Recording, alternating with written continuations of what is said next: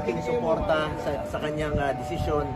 Sabi ko nga, isa naman po ang ating layunin dito na makabalik sa normal na pamumuhay ang bawat Pilipino. Sinabi niya kanina na tapang at malasakit na gobyerno, dapat noon pa yun eh. Dapat hindi naputol po yun eh.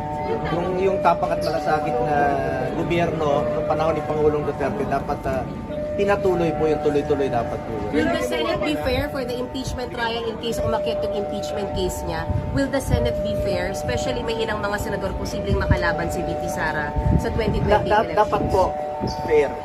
Ihiwalay po natin ang politika sa impeachment. Trabaho po namin yan, mandato po namin yan bilang isang senador.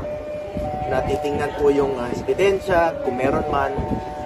Ayun po, iba po, ihiwalay po natin yung impeachment sa politika rin. Sir, open kayo mag-VP, mag-graduate leave?